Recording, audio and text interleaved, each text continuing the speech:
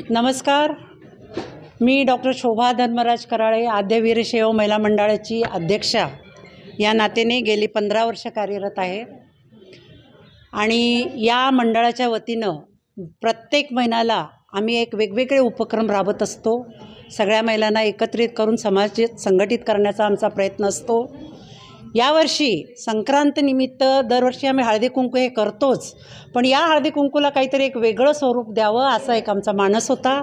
आणि त्यासाठी आम्ही आजवर जे कोणी काही काम करून दाखवलेलं नाही ते एक ऐतिहासिक काम आम्ही केलं, हे मी अभिमानाने इथं सांगू इच्छिते. संपूर्ण महाराष्ट्रात या तऱ्हेचं धाडस किंवा या तऱ्हेचं काम कुणीही केलेलं नाही आहे. हा मान आमच्या मंडळालाच पहिल्यांदा मिळतो आहे. तो असा की नुकतीच संक्रांतनिमित्त जी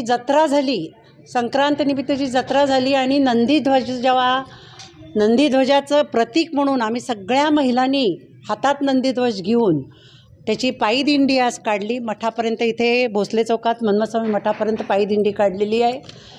आपण आजवर सगळीकडे बघत आलात की नंदीध्वज शक्यतो पुरुष किंवा मुलं हातात घेतात, पण आजवर महिलांनी नंदीध्वज हातात घेतलेलं नाही आहे. हे धाडस आम्ही करून दाखवलेलं आहे.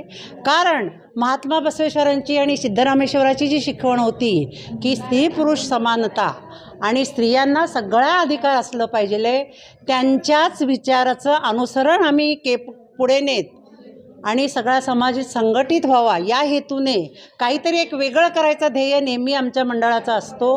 वेगळं काहीतरी करण्याचं एक हेतू आमच्या मनात नेहमी असतो आणि तो या पद्धतीनं आम्ही साध्य केलेला आहे. यासाठी सोलापुरातील जे राजशेखर हिरे अब्बू आहेत, जे मानकरी आहेत, ज्यांच्या घरामध्ये स्वतः सिद्धरामेश्वरांस राहिलेले आहेत, अशा सत्पुरुषांनी आम्हाला या कार्यक्रमाचं कौतुक करून आम्हाला आशीर्वाद दिलेले आहे.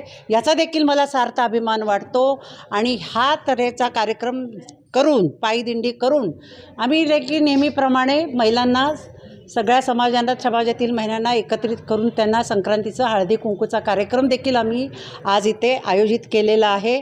मोठ्या प्रमाणात यासाठी महिलांनी प्रतिसाद दिलेला आहे आणि सांगण्यात अतिशय आनंद आणि अभिमान वाटतो की आम्ही या संतांचं फक्त विचार ऐकत नाही तर त्याची कृतीसुद्धा